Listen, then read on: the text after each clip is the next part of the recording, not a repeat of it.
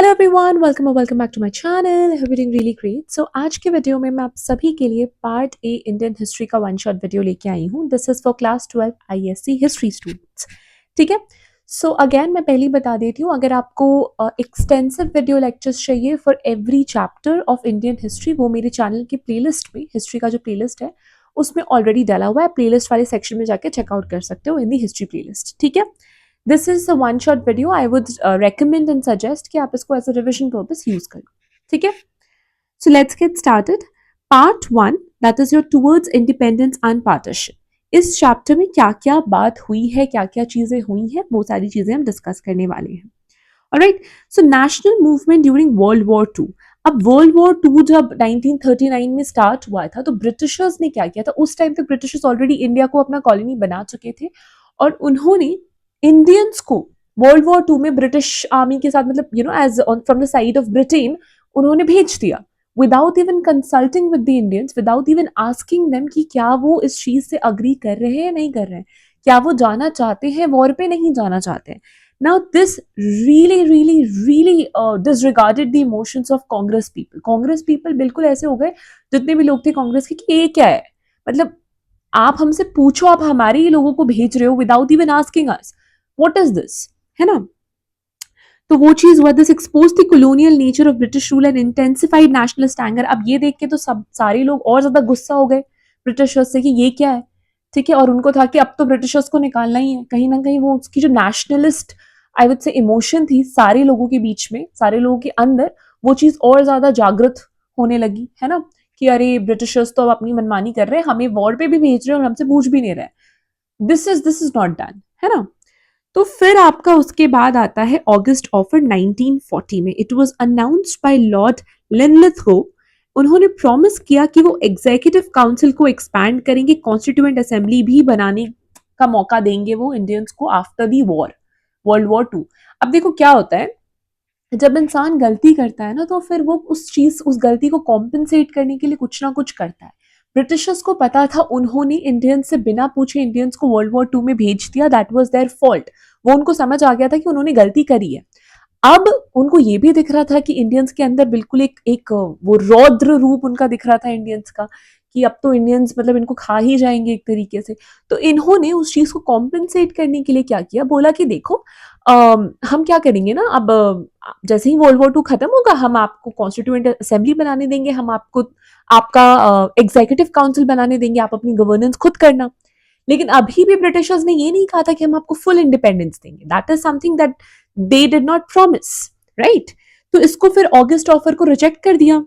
क्यों किया? Because self government की कोई, मतलब इमीडिएट सेल्फ गवर्नमेंट बने, ऐसा कुछ प्रॉमिस नहीं हुआ था। ठीक है। Minorities given veto, danger of division.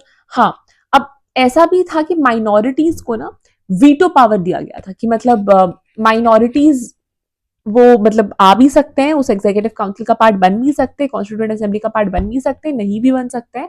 So it was कहीं ना कहीं ऐसा था कि अगर उनके पास वीटो है, if they have this thing कि उनको करना नहीं करना, तो फिर ये तो एक डिवीजन की बात हो गई, है ना। ये चीज भी थी। And Congress demanded complete independence, not future promise. Congress को चाहिए था कि आप जो भी हमें प्रॉमिस कर रहे हो वो इमीडिएट एक्शंस होने चाहिए। ऐसा नहीं कि आपने हमें फ्यूचरिस्टिक दिखा दी गोल्स कि अरे आपको हम फ्यूचर में ये दे देंगे, हम हम आपको ये कर देंगे, तो वैसा कुछ नहीं। पहली बात तो फ्यूचरिस्टिक चीजों पे कांग्रेस को बिलीव नहीं था, स्पेशली ब्रिटिशर्स के।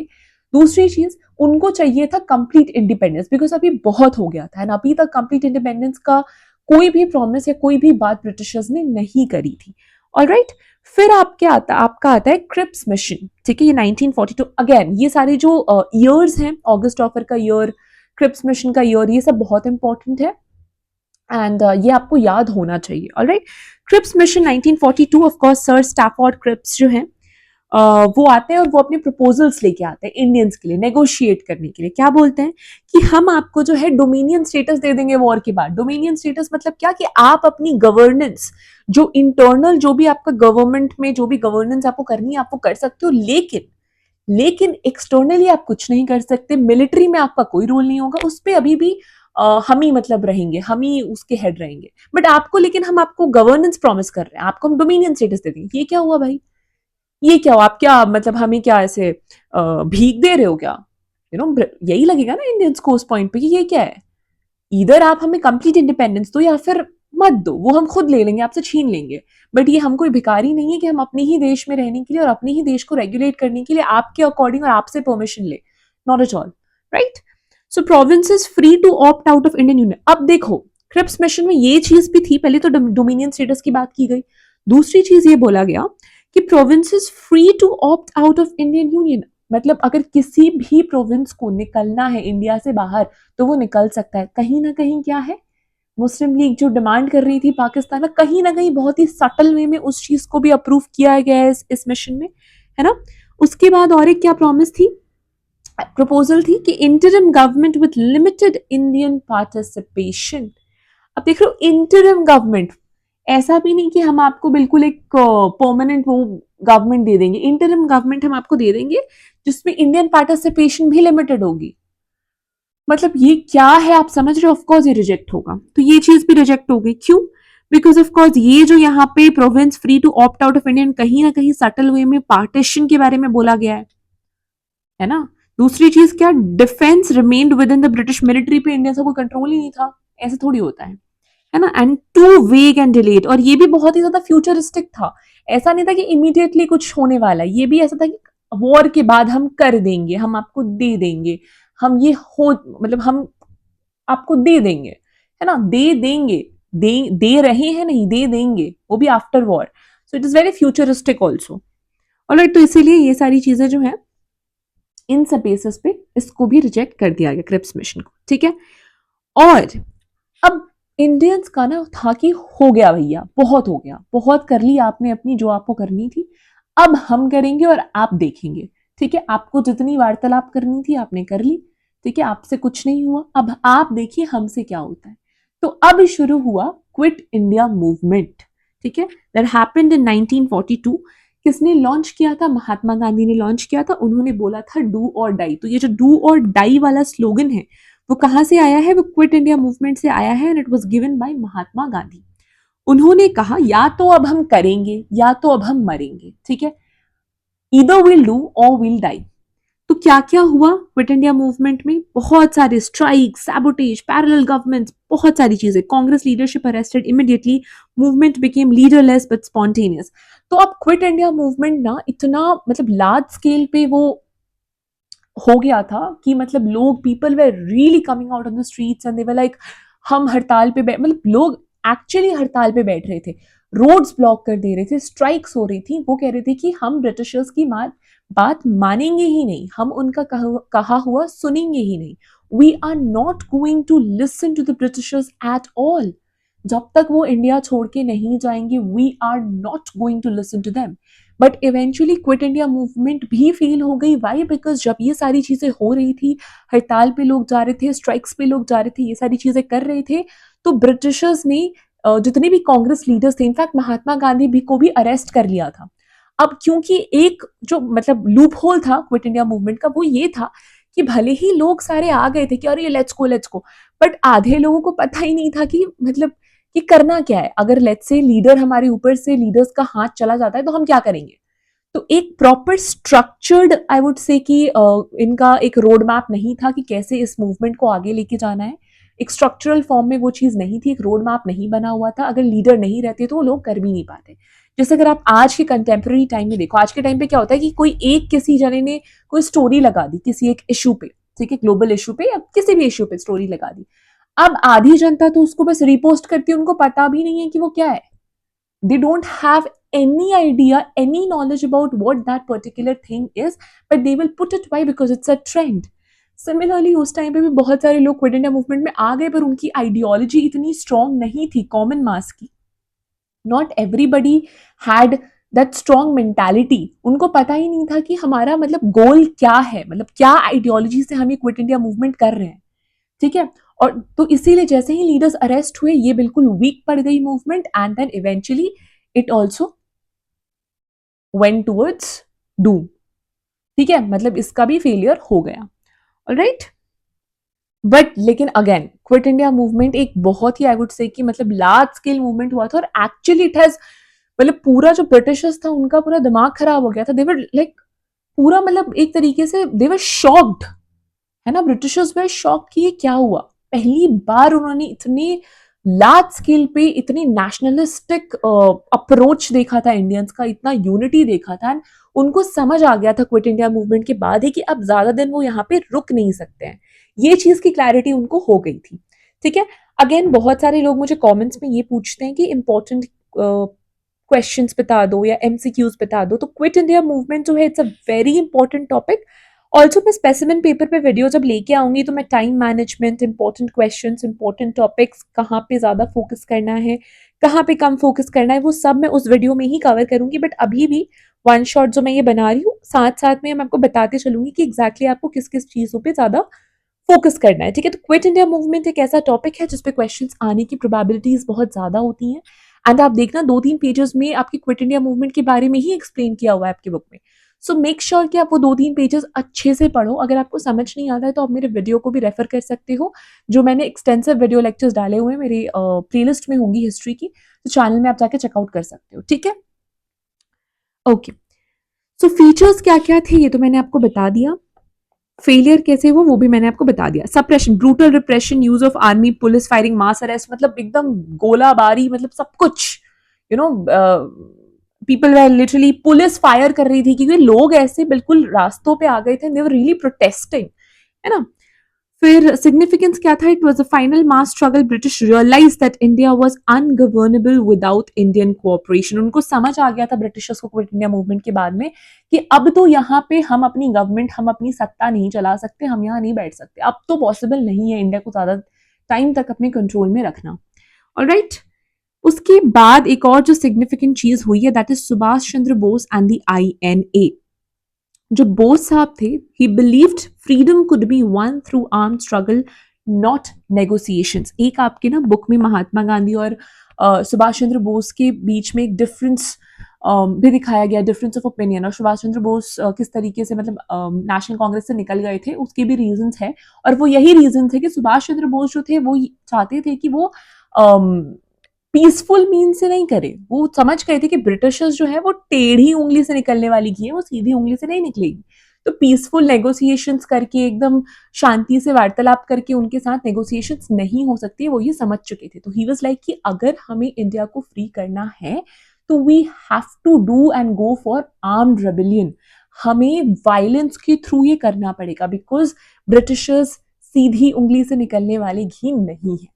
अब जो बाकी कांग्रेस के मेंबर्स थे वो इस ओपिनियन में थे कि नहीं नहीं नहीं, we shouldn't go for violence, we should sit and have peaceful negotiation. Especially जो गांधी की तरफ जिनकी आई वुड से कि लॉयल्टी थी जिन कांग्रेस मेंबर्स की, दे वर लाइक कि नहीं, हम आर्म्ड रेबेलियन नहीं करेंगे। And that is why Congress से स्प्लिट हो गए थे Subhash Chandra Bose, and then he formed his own group.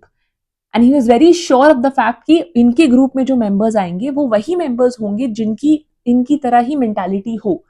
ठीक है, अब कांग्रेस, और ये क्यों था सुभाष चंद्र बोस के अंदर, क्योंकि जब कांग्रेस स्प्लिट हुआ था ना, उसके स्प्लिट होने का सबसे मेजर कारण ये था कि Congress was like an umbrella.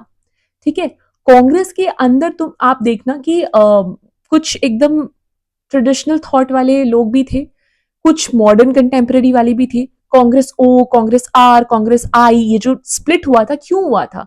Because Congress had become like an umbrella group.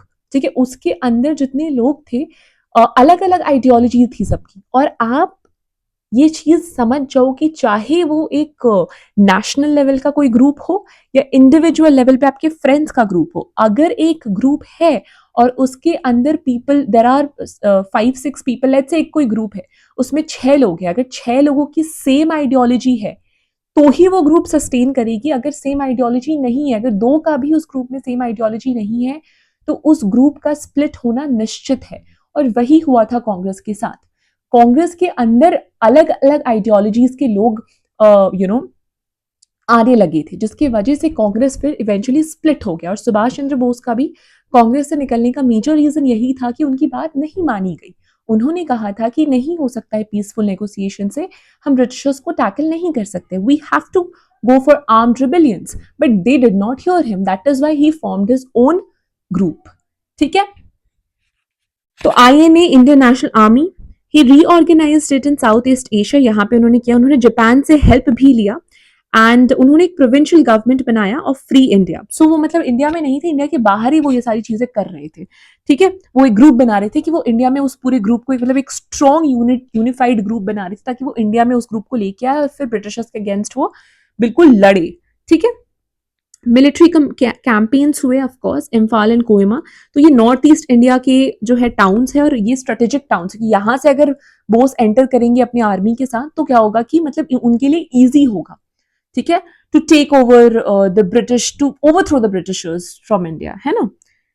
Eventually defeated due to lack of resources. But देखो इनकी प्लानिंग वगैरह मतलब इनका जो थिंकिंग था, जो इन्होंने सोचा था वो सही था, बट देन वही है, प्लानिंग में कहीं ना कहीं थोड़े से लूप होल्स रह गए थे, रिसोर्सेज सही नहीं थे, प्लस वेदर कंडीशंस भी सही नहीं था, है ना। एंड थोड़ी प्लानिंग सही से नहीं हुई थी जिसके कारण ये वाला मूवमेंट भी जो है दैट फेल्ड। ऑलराइट, सिग्निफिकेंस क्या था? ऑफकोर्स देखो हर मूवमेंट, क्विट इंडिया मूवमेंट भी फेल हुआ था, बट देन जिस तरीके का इमोशन, जिस तरीके का नेशनलिज्म उस मूवमेंट ने इवोक किया था इंडियंस के अंदर, उनको समझ आ गई थी ये चीज कि वो अब ब्रिटिशर्स को भगा सकते हैं। इनफैक्ट ऑल्दो आपका जो क्विट इंडिया मूवमेंट है वो फेल हुआ था, बट ब्रिटिशर्स को ये चीज अच्छे से समझ में आ गई थी कि वो अब ज्यादा दिन इंडिया में टिक नहीं सकते। सिमिलरली ये जो बोस का जो इंडियन नेशनल आर्मी था, भले ही वो फेल हो गया, जो उनकी पूरी प्लानिंग थी वो फेल हो गई, बट जिस तरीके का पैट्रियोटिज्म इवोक किया था इस मूवमेंट ने लोगों के अंदर, दैट वाज नेक्स्ट लेवल। इसीलिए जब क्या हुआ था कि जब ये इंडियन नेशनल आर्मी और बोस इन सब के जितने मतलब इसके ग्रुप के लोग थे इनके, उनको ना ट्रायल्स के लिए मतलब उनको अरेस्ट कर लिया गया था, ये सब कर लिया गया था, तो people literally came out on the streets. Delhi वगैरह में लोग रास्तों पे आ गए और वो प्रोटेस्ट करने लगे कि नहीं, उनको छोड़ो, उनको छोड़ो, you can not take them for trials, you have to leave them. Everybody came out on streets, Delhi, Mumbai, everywhere people, मतलब एकदम एक, वो कहते हैं ना कि एक पैट्रियोटिक फीलिंग सबके अंदर इतनी ज्यादा जाग गई थी कि पीपल वे लाइक तुम उन्हें अरेस्ट कैसे कर सकते हो, बिकॉज जब बोस और उनके ग्रुप वाले आए तो ऑफकोर्स उनकी मतलब फेल हो गए, वो तो फेल हो गए तो ब्रिटिशर्स उन्हें कैप्चर तो करेंगे ही, उनको पकड़ के तो जेल में डालेंगे, ट्रायल वगैरह लेंगे, करेंगे ही उनका, है ना। तो जब ट्रायल्स के लिए उनको अंदर रखा गया तो people literally came out on the streets and they were like you can not do that, you have no right to do that. People started protests, people started strikes and everything, है ना। तो देखो INA trials sparked nationwide protests, affected loyalty of Indian soldiers, British morale collapsed। और ये इतना मतलब patriotism और इतना ज्यादा nationalist feeling देख के ब्रिटिशर्स वेर, आई वुड से कि वो बिल्कुल ही मतलब शॉक में चले गए थे। They were shocked, they were like oh my God, उनका पूरा मोराल जो था, है ना, that was collapsed. They understood कि भाई अब तो मतलब मुश्किल है यहाँ पे सस्टेन करना, है ना। फिर होता है आपका ट्रांसफर ऑफ पावर।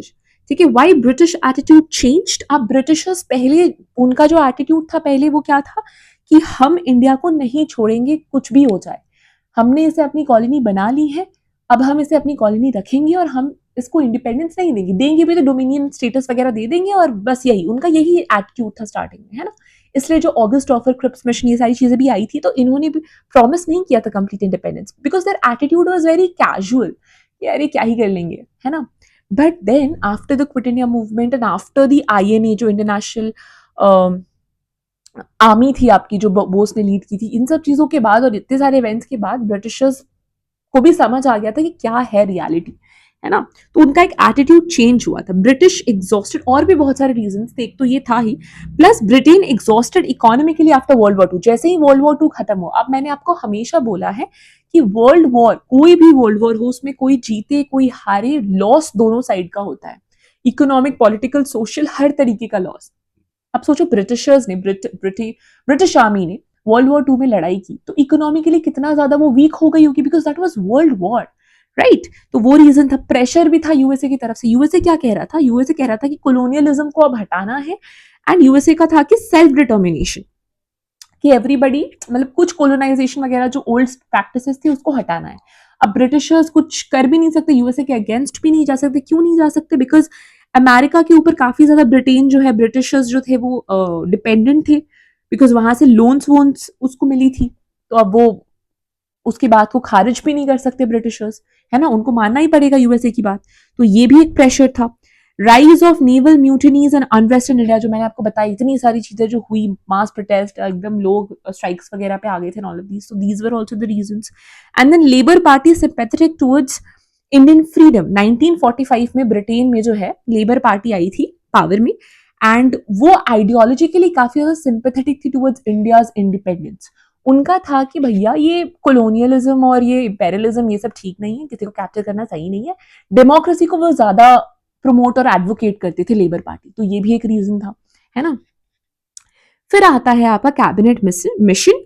1946 में 3 लोग आते हैं, ब्रिटिशर्स 3 लोगों को भेजते हैं, lord Pethick Lawrence, sir Stafford Cripps and A V Alexander. बहुत इंपॉर्टेंट है, फैक्चुअल डिटेल है, ये इंपॉर्टेंट नाम है, याद रखना, ठीक है.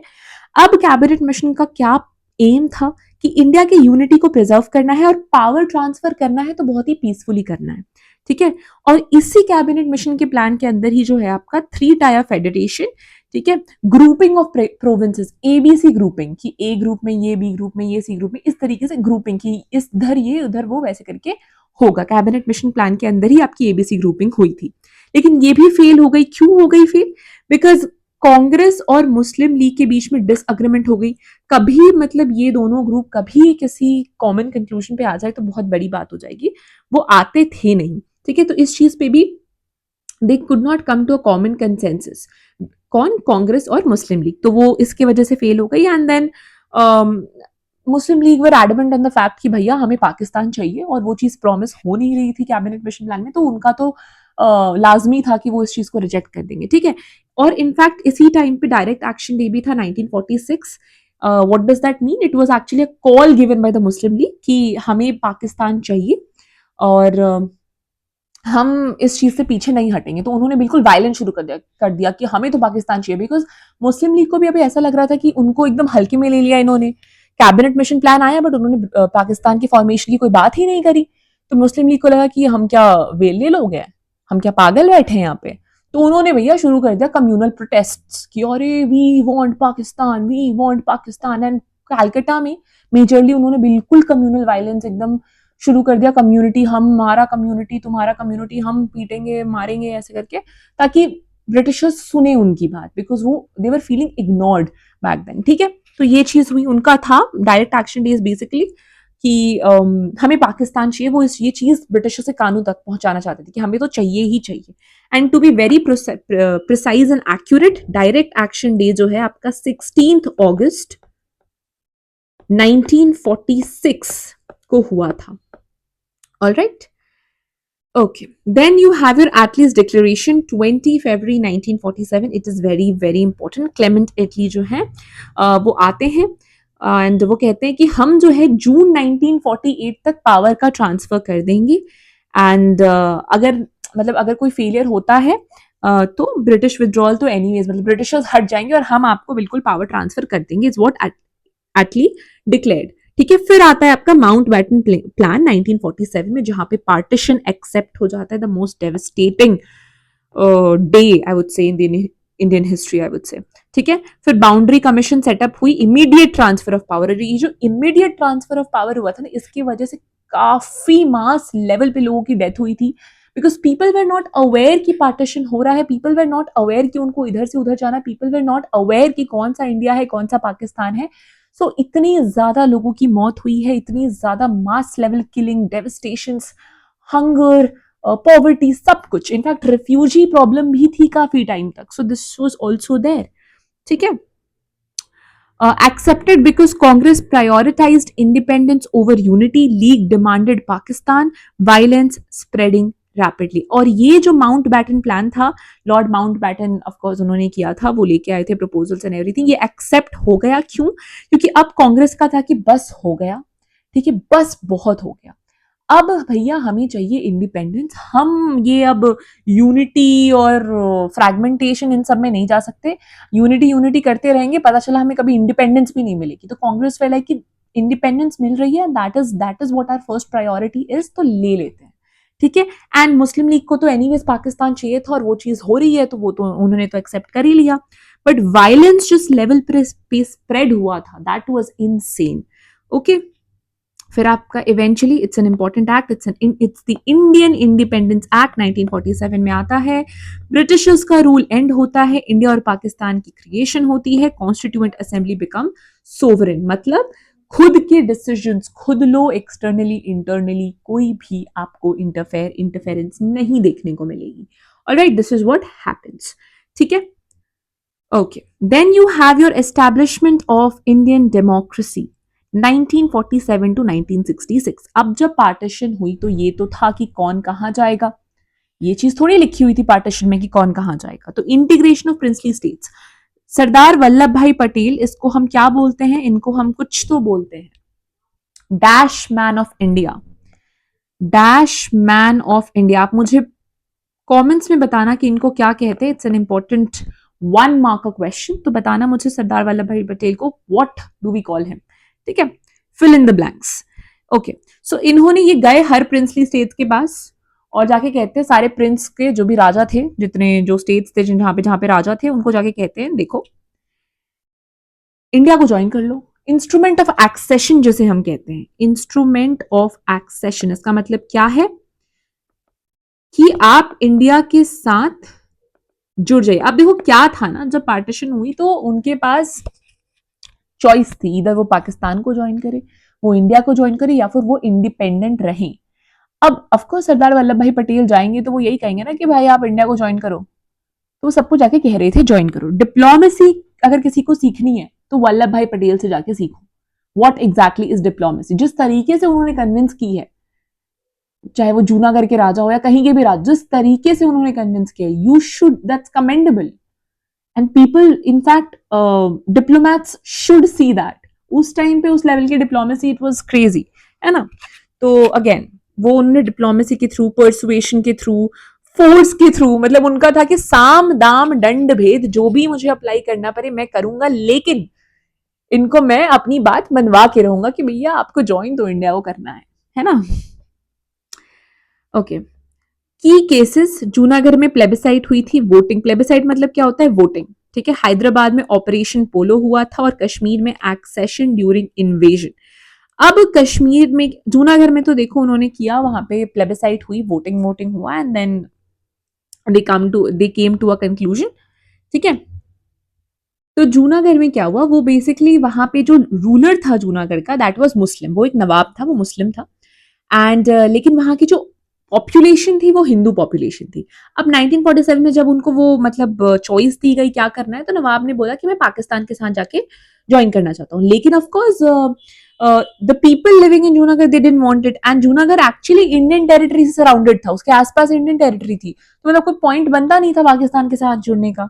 तो क्या हुआ, इंडिया का जो रिस्पॉन्स था इस चीज के ऊपर, इस डिसीजन के ऊपर, उसने कहा कि भाई बहुत ही इलॉजिकल है और ये लोगों के, तुम लोगों की बात ही नहीं सुन रहे हो, कैसे राजा हो तुम, लोगों की बात तो सुनो, और बड़ा ही इलॉजिकल है, तुम सराउंडेड हो इंडियन टेरिटरी से, तुम क्या पाकिस्तान के साथ जाके जुड़ना चाह रहे हो, है ना।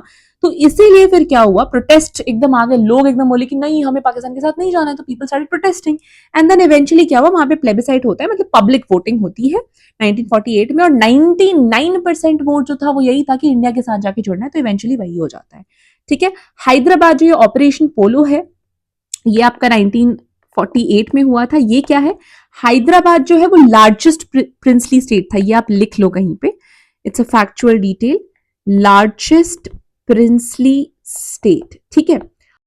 और यहाँ का जो हेड था ना वो एक निजाम था, ठीक है, और इसने क्या बोला कि मुझे ना इंडिया के साथ जाके जुड़ना है, ना मुझे पाकिस्तान के साथ जाके जुड़ना है, मुझे चाहिए इंडिपेंडेंस, ठीक है। और निजाम को सपोर्ट भी कर रहे थे जो वहां पे आर्म्ड जो मिलिटेंट्स थे, रजाकर्स, ठीक है, वो सपोर्ट कर रहे थे और वायलेंस के थ्रू कर रहे थे। नेगोशिएशन करने की कोशिश हुई इंडिया के साइड से, बट वो हुआ नहीं।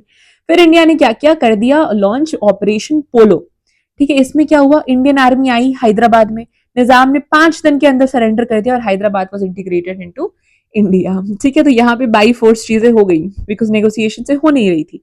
तो कश्मीर वाला जो था ये थोड़ा सा मतलब इंटरेस्टिंग है। इसमें क्या हुआ था, जम्मू एंड कश्मीर में बेसिकली जो महाराजा थे, इट वॉज महाराजा हरि सिंह, ठीक है, महाराजा हरि सिंह, वो पहले जो है उनको इंडिपेंडेंट रहना था, ठीक है। अक्टूबर 1947 में फिर क्या हुआ, पाकिस्तान के फाइटर्स आ गए जम्मू एंड कश्मीर और कहने लगे कि हम तुम्हें हमारे साथ जुड़ना है, ठीक है, तो श्रीनगर बिल्कुल थ्रेट के अंदर आ गया। तो जो महाराजा था वो इंडिया मतलब वो भाग के इंडिया के पास आ गया और बोला कि हमें भैया बचा लो, क्योंकि ये जो पाकिस्तानी है वो हमें हमारा जीना बिल्कुल मुश्किल कर रहे हैं वहां पे, ठीक है। तो फिर क्या हुआ, महाराजा ने फिर इंस्ट्रूमेंट ऑफ एक्सेशन साइन किया एंड एक इमरजेंसी सेशन हुई of Jammu and Kashmir leadership, and वहां पे भी इस चीज को सपोर्ट किया गया बिकॉज पीपल, देखो लोग भले ही जम्मू एंड कश्मीर में मुस्लिम पीपल थे, ठीक है, लेकिन फिर भी पाकिस्तान ने जो ये आई वुड से कि जो गधाबंदी करी है ना, उस टाइम पे अगर पाकिस्तान ये चीज नहीं करते तो शायद जम्मू एंड कश्मीर उनके पास हो सकता था, है ना। तो हो सकता था, अगेन होता नहीं होता that I don't know, but हो सकता था। Again we are not going to make any sort of political remark, ठीक है। तो क्या किया पाकिस्तान ने, क्या गधाबंदी की उन्होंने, उन्होंने क्या किया कि वो आ गए प्रोटेस्ट पे। अब उनको दिख रहा था कि हैदराबाद वगैरह सब उनके हाथ से चला गया है, तो वो बौखला गए और वो आ गए जम्मू एंड कश्मीर में, एंड दे वर लाइक उन्होंने प्रोटेस्ट, उन्होंने बिल्कुल डराना धमकाना शुरू कर दिया, मारना शुरू कर दिया। ऑफ कोर्स लोगों के अंदर दहशत तो फैलेगी ना, अरे भाई ये तो हमारी जान को ही खतरा है, पाकिस्तानी तो अलग ही वायलेंस पे उतर रहे, तो दे आर आल्सो लाइक नहीं नहीं वी वुड चूज पीस, तो हम इंडिया के साथ ही जाना चाहेंगे। तो इवेंचुअली क्या हुआ, कश्मीर भी इंडिया के पास आ गई, बट अगेन जो पाकिस्तान ऑक्यूपाइड कश्मीर है वो एक पार्ट था जो इंडिया उस टाइम पे थ्रू इंस्ट्रूमेंट ऑफ एक्सेशन वो चीज नहीं आ पाई, अभी भी that's a bone of contention, ठीक है। फिर आपका होता है फर्स्ट जनरल इलेक्शन 1952, वहां पे चैलेंजेस इलिटरेसी थी, size of electorate, lack of infrastructure. Basically 1952 में जो पहला जनरल इलेक्शन हुआ था, it was not of great success, थोड़ी सी चैलेंजेस फेस करनी पड़ी थी, बट देन ठीक है हो गया था वो।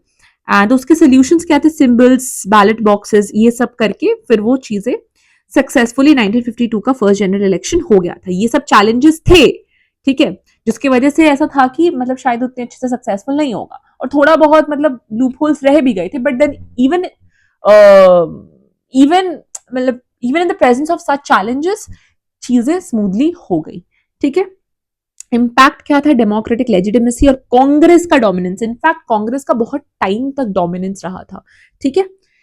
उसके बाद 1956 में क्या होता है, आपका लिंग्विस्टिक रीऑर्गेनाइजेशन होता है। Andhra was your first state, ठीक है, बॉम्बे भी स्प्लिट हुआ था, पंजाब भी रीऑर्गेनाइज हुआ था। रीऑर्गेनाइजेशन पार्ट में आपको ज्यादा कुछ नहीं करना है, आपकी बुक में जहां जिस भी ईयर में जो भी स्प्लिट हुआ था, जो भी हुआ था, वो बस आपको याद करनी है, ठीक है। That is it. Also, part 3, development of Indian democracy 1964 to 1977, very important। Lal Bahadur Shastri जो थे, जय जवान जय किसान का नारा दिया था इन्होंने। 1965 वॉर विद पाकिस्तान, जो मैं आपको आगे एक्सप्लेन करूंगी एग्जैक्टली क्या हुआ था। Promoted food self sufficiency, Lal Bahadur Shastri के अंडर जो सोल्जर्स और जो फार्मर्स है उनकी रिस्पेक्ट बहुत ज्यादा बढ़ गई, बिकॉज ही सेड दैट दो लोग जो इस कंट्री को बहुत ज्यादा अच्छे से चला रहे हैं वो यही है, वो जवान है और वो किसान है। That's first is your soldier and second is your farmer, है ना।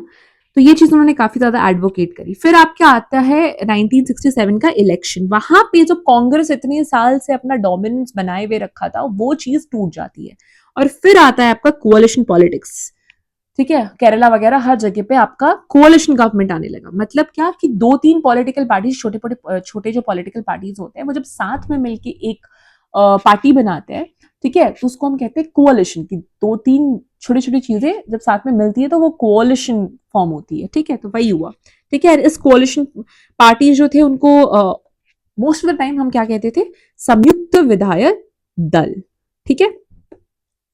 फेडरलिज्म बढ़ा। फेडरलिज्म का मतलब क्या है, फेडरेशन क्या होता है कि सेंटर भी होगा स्टेट भी होगा, सेंटर के मतलब स्ट्रॉन्ग सेंटर तो होगा ही, बट स्टेट भी जो है, प्रोविंसेस भी जो है, they will also be very strong, ठीक है, and they will also have independence, there will be division of power, okay.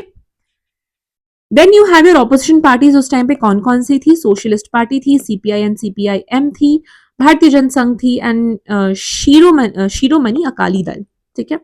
फिर आपका आता है नक्सल मूवमेंट, वेरी इंपॉर्टेंट। नक्सल मूवमेंट एक्चुअली स्टार्ट कहां हुआ था, नक्सलबारी वेस्ट बंगाल में, ठीक है। क्या इसका मेन मोटो था कि हमें एक क्लासलेस सोसाइटी फॉर्म करनी है, और क्यों ये स्टार्ट हुआ था, बिकॉज इतना ज्यादा पेजेंट क्लास के साथ एक्सप्लॉयटेशन हो रहा था, मतलब उनको लैंड नहीं दी जा रही थी, इतना एक्सप्लॉयटेशन, इतना प्रताड़ित किया जा रहा था उनको, दैट दे वर लाइक कि अब तो we need to start violence, और हमें अपने हक के लिए खुद ही लड़ना पड़ेगा, nobody is going to come and advocate for our rights, they understood this, ठीक है। तो इसके मेन लीडर्स आपके चारू मजुमदार, कानू सन्याल, ठीक है, ये नक्सलबारी में ओरिजिनेट हुआ था। पेजेंट क्लास तो लड़े ही थे, स्टूडेंट भी आके, स्टूडेंट का भी काफी इसमें रोल रहा है, ठीक है। But then eventually it was decline due to repression and internal splits. अंदरूनी ही मतलब स्प्लिट हो गया, मतलब अंदर कोई आपको बाहर से क्या फेल करेगा, आप अंदर से ही जब टूट जाते हैं ना ग्रुप्स, तो वो और दिक्कत होती है, तो वो चीज हुई, ठीक है।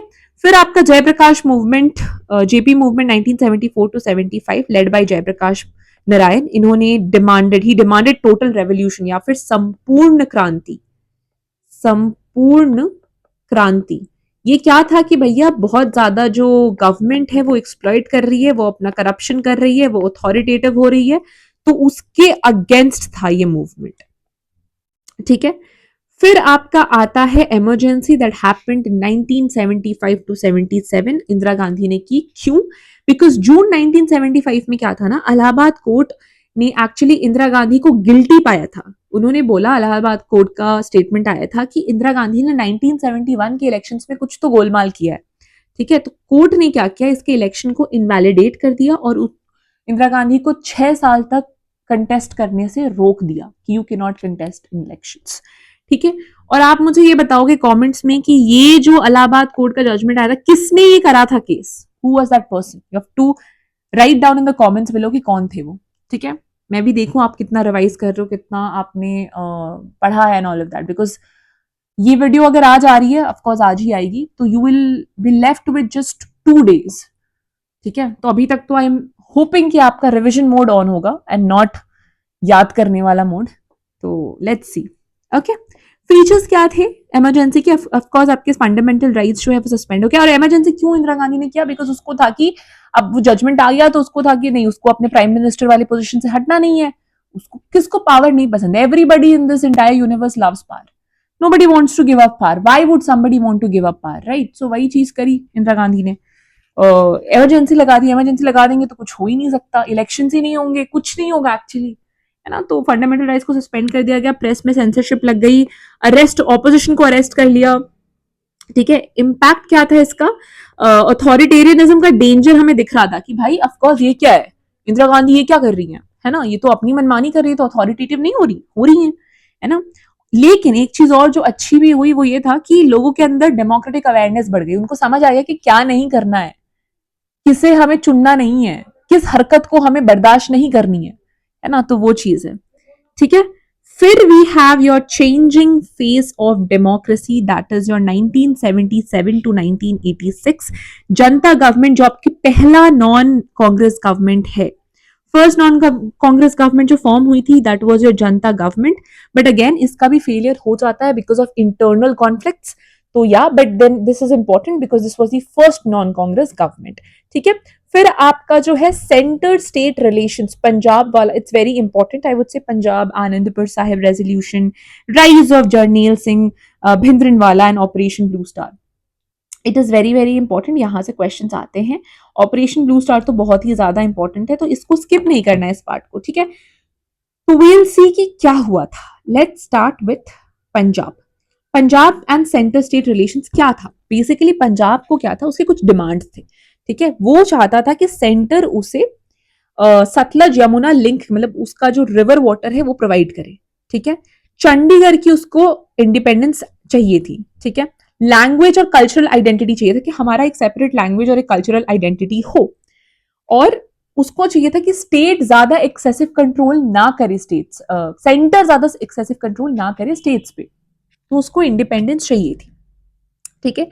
और पंजाब ये जो बार बार डिमांड कर रहा था, पंजाब को ऐसा लगा था ये इग्नोर कर रहा है यूनियन गवर्नमेंट, जो आपका सेंटर है that is ignoring it's demands, ठीक है। तो ये प्रॉब्लम हो रही थी पंजाब के साथ। फिर आपका आनंदपुर साहिब रेजोल्यूशन था जो आपका 1973 में आया था। ये क्या था? ये बेसिकली किसने पास किया था? अकाली दल ने, ठीक है। और क्या डिमांड थी उनकी? उनकी ये डिमांड थी कि हमें चाहिए जो स्टेट्स है।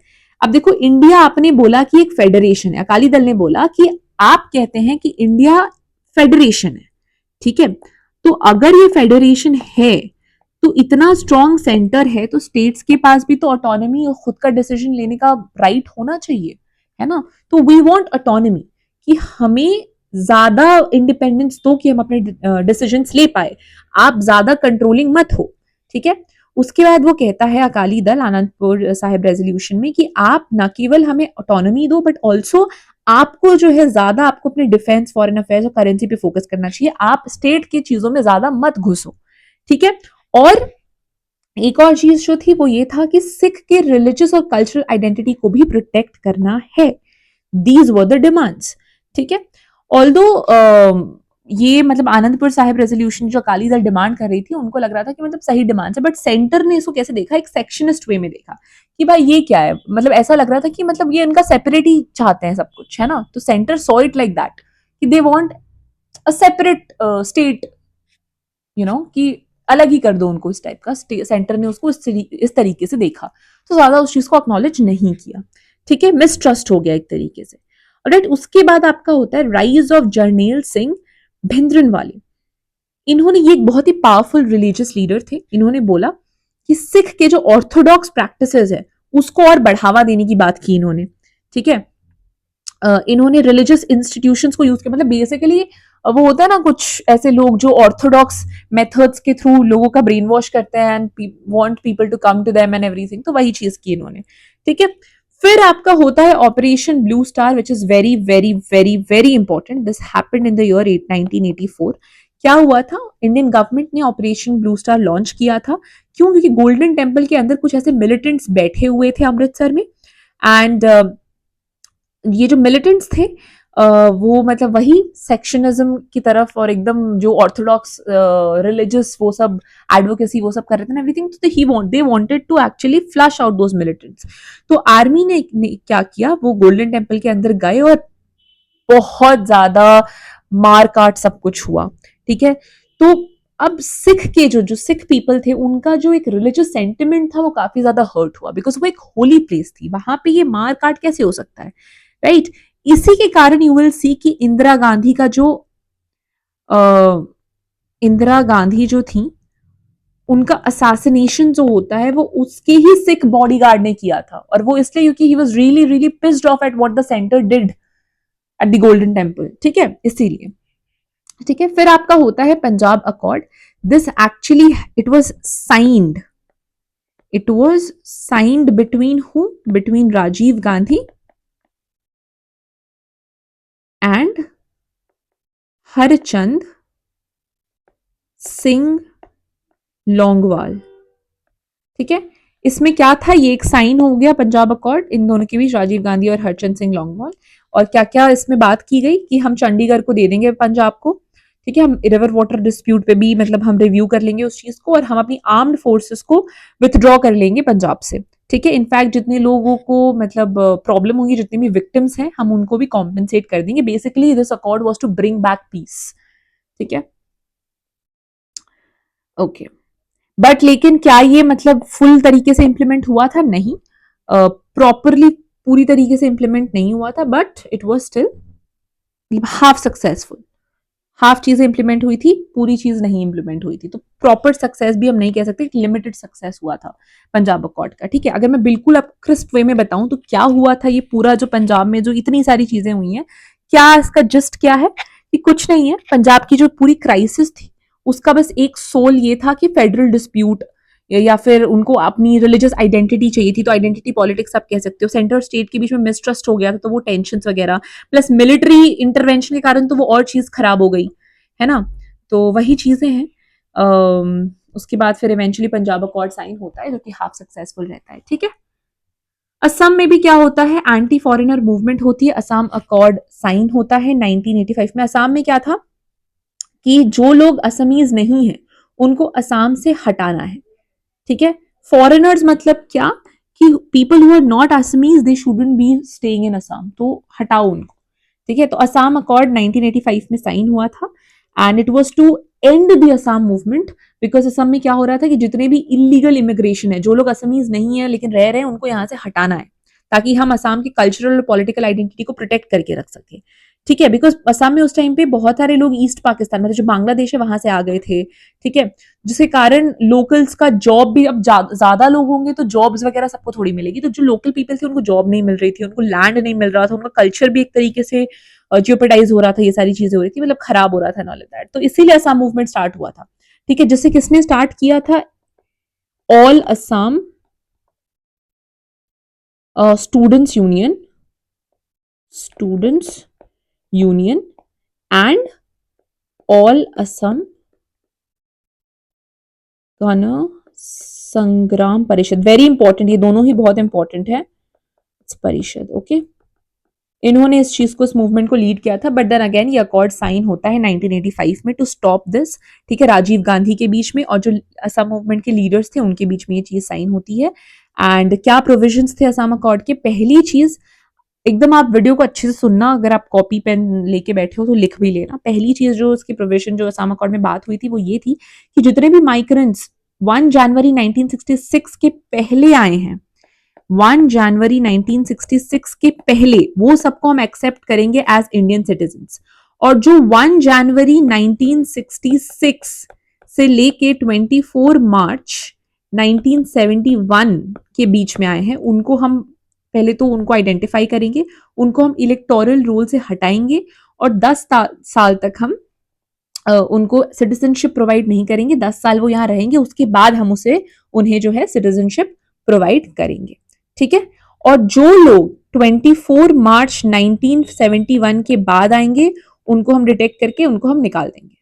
ठीक है, ये 3 चीजें हुई थी।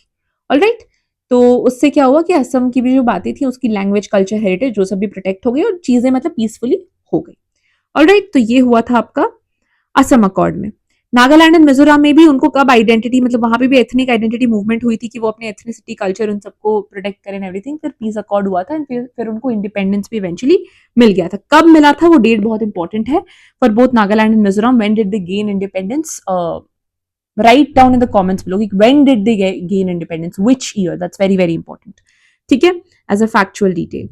फिर आपका आता है इंडियाज फॉरेन पॉलिसी। ठीक है, जो इंडो पाकिस्तान आपके वॉर्स हुए थे ये बहुत इंपॉर्टेंट है। 3 आपके जो है बुक में मेंशन्ड है इंडो पाकिस्तान वॉर, और ये तीनों ही बहुत ज्यादा इंपॉर्टेंट है। ठीक है, तो मैं आपको जस्ट में बता दूंगी एग्जैक्टली क्या हुआ था, so you will be good to go. Alright, okay. तो जो आपका 1947 टू 48 वाला वॉर था, उसमें क्या हुआ था? ये जो राजा हरी सिंह वाली मैंने आपको चीज बताई थी, वही क्या होता है जब पार्टीशन होता है तो जम्मू कश्मीर के लीडर कौन थे? महाराजा हरी सिंह। ठीक है, उनको क्या था? उनको चाहिए था इंडिपेंडेंट रहना है, उनको ना पाकिस्तान ज्वाइन करना है ना इंडिया ज्वाइन करना है। फिर 1947 में पाकिस्तान के जो ट्राइबल फाइटर्स है वो कश्मीर में आ गए, वो एकदम मारदार शुरू कर दिया उन्होंने, मार काट एंड एवरीथिंग। तो महाराजा फिर भाग के आए इंडियंस के पास, उन्होंने कहा कि ये क्या हो रहा है, मतलब वो तो हमें हमारी पीस एकदम हमें मारने पे तुले हुए एंड एवरीथिंग, तो we want to sign the instrument of accession और हम इंडिया का पार्ट बनना चाहते हैं। ठीक है, तो फिर इंडिया ने हेल्प की और ये इशू यूनाइटेड नेशंस तक भी गया था। फिर 1949 जनवरी में, कब? जनवरी 1949 में जो है एक सीज फायर हुआ। ठीक है, उसके बाद 1/3 अंडर पाकिस्तान, तो यहीं पे जो है पीओके जो था ना, पाकिस्तान ऑक्यूपाइड कश्मीर, यही हुआ। जब यूएन तक ये बात पहुंची, सीज फायर हुआ 1949, नॉट 48, 1949 में आपका सीज फायर हुआ। 1/3 पार्ट जो है वो पाकिस्तान के अंडर चला गया और 2/3 जो है that came to India, and this 1/3 is only what Pakistan occupied Kashmir is. ठीक है, और अभी भी it's a bone of contention, अभी तक it's a source of conflict. ठीक है, तो 1965 वाला जो इंडो पाकिस्तान वॉर था, इसमें क्या हुआ था? अब 1962 में जो है इंडिया और चाइना का वॉर हुआ था, जिसके बाद पाकिस्तान को ये लगा कि इंडिया जो है अब तो वीक हो गई होगी मिलिट्री वाइज, तो उन्होंने, पाकिस्तान ने क्या किया? ऑपरेशन जिब्राल्टर ये स्टार्ट किया। इसमें क्या था कि हम क्या करेंगे, कश्मीर को इनफिल्ट्रेट करेंगे, मतलब क्या, कश्मीर को फिर से हम ऑक्यूपाई कर लेंगे, जो 2/3 पोर्शन इंडिया के पास है वो हम ले लेंगे। ठीक है, बट देन इंडिया ने क्या किया? इंडिया पागल तो है नहीं, तो इंडिया ने उसको रीइटालिएट किया। उसने जो, इंडिया ने जो गलती चाइना के टाइम पे की थी, प्रिपेयर नहीं था वो चीज इस बार उसने नहीं की इंडिया ने। तो पंजाब और राजस्थान के फ्रंट्स को ओपन किया, फुल स्केल वॉर हुआ, लैंड में भी, एयर में भी, और इवेंचुअली ताशकेंत अग्रीमेंट साइन हुआ। ताशकेंत अग्रीमेंट साइन हुआ 1966 जनवरी में, एंड यूएसएसआर ने मीडिएट किया था, और बोथ साइड्स जो है, दोनों साइड अपने अपने जो उनके पोजीशंस थे वहां पे चले गए। ताशकेंत में आज जो हमारे जो प्राइम मिनिस्टर थे उनकी डेथ हो गई थी, उनका नाम क्या था आप मुझे कमेंट्स में बताओगे। ठीक है, तो इससे हमें क्या समझ में आया 1965 वाले वॉर से कि कुछ मतलब एज सच इसका कुछ आउटकम नहीं था, जो जैसा था टेरिटरी वाइज वो ऐसा ही रहा। एंड कश्मीर को फोर्स के थ्रू आप सीज नहीं कर सकते, ये समझ में आ गया था पाकिस्तानी को उस टाइम पे। ठीक है, 1971 में जो आपका क्रिएशन ऑफ बांग्लादेश हुआ है, कैसे हुआ था? तो पॉलिटिकल रिप्रेशन, मतलब वेस्ट पाकिस्तान के लोग जो है वो ईस्ट पाकिस्तान, उस टाइम पे ना वेस्ट पाकिस्तान था and you had east Pakistan, यही ईस्ट पाकिस्तान फिर लेटर ऑन बिकेम बांग्लादेश। तो वेस्ट पाकिस्तान वाले ईस्ट पाकिस्तान के ऊपर काफी ज्यादा उनको प्रताड़ित कर रहे थे, कौन? वेस्ट पाकिस्तान, ईस्ट पाकिस्तान को। ठीक है, तो बहुत सारे रिफ्यूजीज जो थे ईस्ट पाकिस्तान से, वो आ गए कहाँ पे? इंडिया में। ठीक है, बंगाल वगैरह वाले जो एरिया है वहां पे आ गए। अब इंडिया को भी था कि भाई ये क्यों आ रहे हैं, हम पहले ही खुद मतलब इकोनॉमिकली इतने वो है, ऊपर से इतने लोग और आ रहे हैं, रिफ्यूजी प्रॉब्लम अलग हो रहा है, क्या हो रहा है, क्या हुई जा रहा है एंड एवरीथिंग। तो पाकिस्तान ने इवेंचुअली क्या किया, इंडिया के बेसिस पे एयर स्ट्राइक शुरू कर दिए। ठीक है, फुल स्केल मिलिट्री ऑफेंसिव वे में शुरू कर दिया बिल्कुल, क्योंकि ऑफकोर्स इस ईस्ट पाकिस्तान के लोग आ रहे थे एवरीथिंग। एंड इंडिया मतलब उस टाइम पे ऑफकोर्स भगा तो नहीं सकते ना, तो उनको रख रहे थे, तो पाकिस्तान ने एकदम शुरू कर दिया अटैक एंड एवरीथिंग। इवेंचुअली क्या हुआ, ऑफकोर्स इंडिया जीत गई और पाकिस्तान फोर्सेस ने 16 दिसंबर 1971 को सरेंडर कर दिया और बांग्लादेश जो है वो इंडिपेंडेंट हो गया। एक शिमला अग्रीमेंट जो है, शिमला अग्रीमेंट, ये साइन होता है एंड यहीं से आपका आता है line of control. Line of Shimla agreement से ही आपका आता है, मैं यही लिख देती हूँ LOC।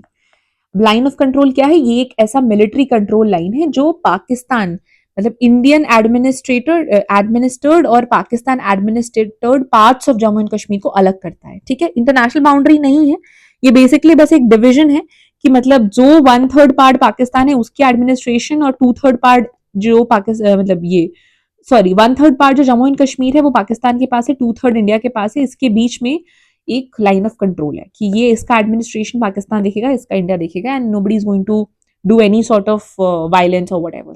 ठीक है, ये चीज हो गई। Alright, so this is what your Indo Pakistan war looks like.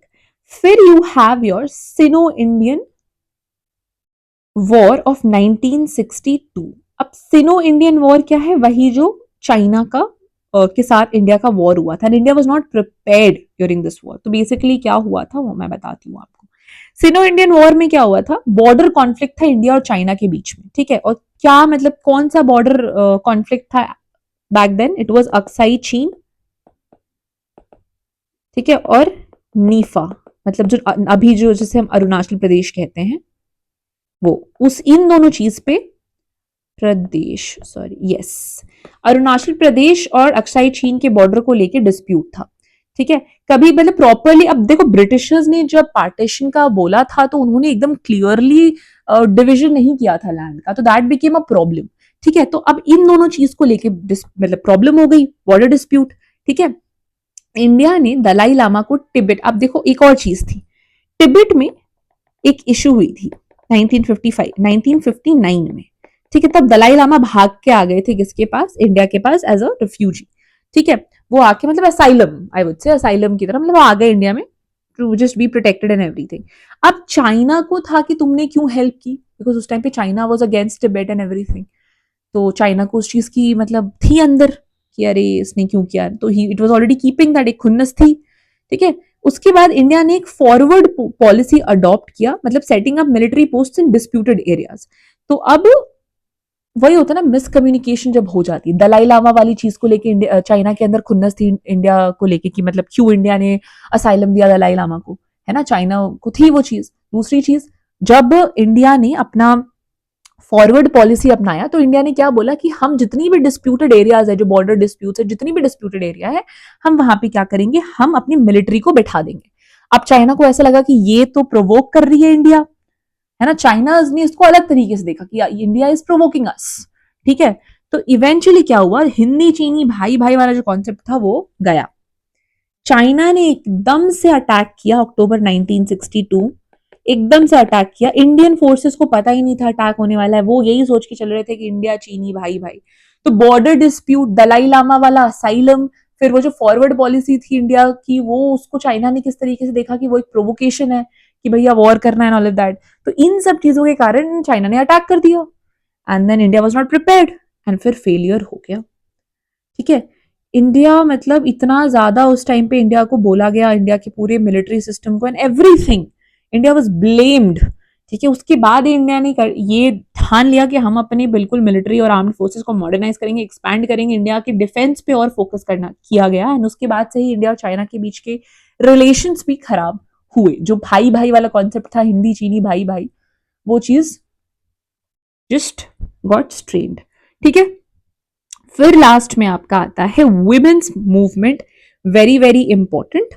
इसमें जो आपके इसमें इस चैप्टर में बेसिकली ज्यादा कुछ है नहीं, इसमें बस ये बात की गई है कि कैसे women should get equality, women को सोसाइटी में इक्वल अपॉर्चुनिटी मिलनी चाहिए, इक्वल स्टेटस मिलना चाहिए, वर्किंग ग्राउंड्स में इक्वल। अगर एक इंसान, एक आदमी और एक औरत सेम काम कर रहे हैं तो उनको अलग अलग पेमेंट नहीं मिलनी चाहिए, उनको वेजेस सिमिलर मिलनी चाहिए। इनफैक्ट डाउरी सिस्टम हटाओ, सती प्रथा को हटाओ, है ना, डाउरी के कारण कितनी सारी प्रॉब्लम्स हो रही है वो बताया गया है। इनफैक्ट कुछ फैक्चुअल डिटेल्स भी है कि कितने परसेंट सीट्स रिजर्व्ड है लोकसभा में, राज्यसभा में फॉर वुमेन, कितने परसेंट सीट्स रिजर्व्ड है वर्किंग स्पेसेस में फॉर वुमेन, और क्यों रिजर्व्ड है, बिकॉज ऑफ कोर्स मैं हमेशा कहती हूँ कि ये जो रिजर्वेशन है विमेन विमेन को जो मिलता है या किसी को भी जो मिलता है, क्यों मिलता है, बिकॉज वो अगर मान लो सोसाइटी में किसी एक पर्टिकुलर पोजिशन में है तो वो क्यों है उस पोजीशन में, क्योंकि वो इतने सालों से उनको रिप्रेस ऑप्रेस किया गया है, तो उनको एटलीस्ट एक लेवल प्लेइंग ग्राउंड तो मिलनी चाहिए ना, इसीलिए उनको क्या मिलता है, रिजर्वेशन मिलता है। ठीक है, तो क्या था, एक जो पहली चीज है वो है towards equality report that happened in 1974। What was this, इसमें था कि इंडिया जो है पोस्ट, मतलब सोशल इकोनॉमिक पॉलिटिकल इक्वालिटी दिया जाएगा वुमेन को, दलित्स को, आदिवासी को, बैकवर्ड क्लासेस को, सबको। तो जितनी इनइक्वालिटीज है वो सारी चीजें हटाई जाएगी और क्या क्या दिया जाएगा, economically, socially, politically equality provide की जाएगी। This was your towards equality report. फिर जेंडर इनइक्वालिटी, लीगल रिफॉर्म्स क्या क्या है, वो सब चीजों की बात की गई है। आप यहाँ पे कुछ कॉन्स्टिट्यूशनल प्रोमिस भी मेंशन कर सकते हो, जैसे equality before law, equal opportunity, ये सब आप मेंशन कर सकते हो। ठीक है, क्योंकि वुमेन को क्या वेज गैप्स, लिटरेसी नहीं दिया जाता था। इनफैक्ट अगर वुमेन है और दलित भी है और आदिवासी है तो और प्रॉब्लम होती थी, डबल आई वुड से रिप्रेशन, उनको डबल मार्जिनलाइजेशन फेस करनी पड़ती थी, है ना। तो ये सारी चीजें जो है वो है, वुमेन मूवमेंट भी हुई है काफी सारी 1970s में ही, क्योंकि बहुत सारे डाउरी डेथ होते थे, डोमेस्टिक वायलेंस ये वो, तो फिर उसके कारण डाउरी प्रोहिबिशन एक्ट, फिर आपका इक्वल रेम्यूनरेशन एक्ट, ये सारी चीजें आई। फिर मंडल कमीशन ने भी ओबीसी वगैरह के लिए रिजर्वेशन की बात की। तो ये सारी जो चीजें हैं ये क्या दर्शाती है कि उस टाइम पे इनइक्वालिटी इतनी ज्यादा थी कि इक्वालिटी की बहुत ज्यादा जरूरत हो गई थी। ठीक है, तो यही चीज है, इस चैप्टर को आपको अच्छे से पढ़ना है। इसमें काफी सारे फैक्ट्स, जैसे डाउरी प्रोहिबिशन एक्ट जो है या डोमेस्टिक वायलेंस एक्ट जो है, कौन कौन से आपकी बुक में मेंशन्ड है, इस पे मैंने वीडियो बनाई हुई है, मेरे चैनल पे डली हुई है। अगर आप बुक नहीं भी पढ़ना चाहते तो आप अगर वो वीडियो भी देख लोगे तो इनफ है। ठीक है, आप एक आपको बुक पढ़ने का मन नहीं है, लेट्स से आपको चैप्टर पढ़ने का मन नहीं है, तो आप जाना मेरे चैनल पे प्लेलिस्ट वाले ऑप्शन पे जाना, हिस्ट्री प्लेलिस्ट पे क्लिक करना, एंड इस चैप्टर पे मैंने वीडियो बनाई है, आई थिंक एक ही वीडियो है, उसमें ही मैंने पूरा चैप्टर कवर कर दिया है, तो आप वो वीडियो ही देख लेना। मैंने लाइन टू लाइन एक्सप्लेन किया है, आपका प्रिपेयर हो जाएगा ये चैप्टर। ठीक है, वहां पे मैंने सारे फैक्ट्स वगैरह भी बता दिए हैं, so you can refer to that video. सिर्फ वीडियो भी देखोगे तो you will be good to go. ठीक है, इन केस आपको चैप्टर नहीं पढ़ना या मतलब मोनोटोनस सा लगता है, बिकॉज ऑफकोर्स आईएससी की हिस्ट्री बुक में इतनी फोटोज नहीं है, इलस्ट्रेशंस नहीं है, तो वो थोड़ा बोरिंग होता है कभी कभी, तो you can refer to that video as well. ठीक है, बाकी तो दैट वाज इट, एंड मैंने आपको बता भी दिया है थ्रू आउट द वीडियो की कौन कौन सी जगह पे आपको फोकस करना है, जैसे चाइना के साथ जो इंडिया का वॉर हुआ था। ठीक है, फिर जो इंडो पाकिस्तान वॉर हुए हैं, Punjab accord, operation Blue star, ये सारी चीजें काफी इंपॉर्टेंट है। ठीक है, इमरजेंसी बहुत इंपॉर्टेंट है, क्विट इंडिया मूवमेंट बहुत इंपॉर्टेंट, छोड़ना नहीं है ये सारी चीजें। ठीक है, कुछ कुछ फैक्ट्स जो इंपॉर्टेंट है वो भी मैंने बता ही दिया है। इसके बाद I will come up with specimen paper discussion, जहां पे मैं एक्सटेंसिवली आपको बताऊंगी टाइम मैनेजमेंट कैसे करना है, क्वेश्चंस कैसे आ रहे हैं, कैसे अप्रोच, किस सेक्शन में ज्यादा फोकस करना है, एंड कैसे किस चीज को अप्रोच करना है, ऑल ऑफ दैट, वो सारी चीजें मैं उसी वीडियो में कवर कर दूंगी। So wait for my specimen paper video analysis, उसमें मैं सारी चीजें कवर करूंगी। बाकी मैंने इस वीडियो में भी आपको बताया है कि कहाँ कैसे क्या फोकस करना है। ठीक है, कोई भी डाउट होता है आप बिल्कुल मुझसे निश्चिंत होकर कमेंट्स में पूछ सकते हो, comment section is open for you to ask your doubts. ठीक है, and also to tell how you like the video, so let me know that as well, and please ask your comments sorry, ask your doubts in the comments below. मैं आज ही आपने जो मेरे पिछले video पे भी डाउट्स पूछे वो उसका रिप्लाई कर दूंगी, ठीक है। So you can just ask all your doubts here and you can please follow me on Instagram. वहां पे बहुत सारी इंटरेस्टिंग चीजें आने वाली है and if you don't follow me there तो you will miss out on a lot of things because बहुत सारी अब से इंपॉर्टेंट अनाउंसमेंट्स इंस्टाग्राम पे ही आएगी, ठीक है। तो जितनी इंपॉर्टेंट अनाउंसमेंट्स है, जो भी चीजें होंगी वो सब इंस्टा पे आएंगी, तो make sure you follow me on Instagram, जिसका लिंक मेरे चैनल की डिस्क्रिप्शन पे है। तो please go and follow me there. Join my Telegram group, वहां पे आपको मैं पीडीएफ प्रोवाइड कर दूंगी, तो वो टेलीग्राम ग्रुप भी आप मेरे चैनल के डिस्क्रिप्शन से जाके देख सकते हो। मैं अभी ही पिछले वाले वीडियो का भी और इस वाले वीडियो का भी, दोनों वन शॉट वीडियो का पीडीएफ मैं आज ही अपलोड कर दूंगी, so you can go check that out.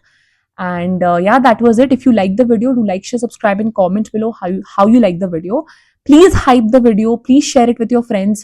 आप जितना ज्यादा शेयर करोगे, जितना ज्यादा हाइप करोगे, जितना ज्यादा वीडियो की रीच बढ़ती है, I also get motivated to make more and more videos, ठीक है। I have my own exams but I still thought of doing it for you because I could see people wanted this, so I'm doing it for you. So please, the only thing that you need to do is just subscribe and share and hype. Please share, please subscribe, and please hype. So yeah, that's it. Please study well. This is it for the video. I'll see you in the next video. Till then, happy studying. Good luck.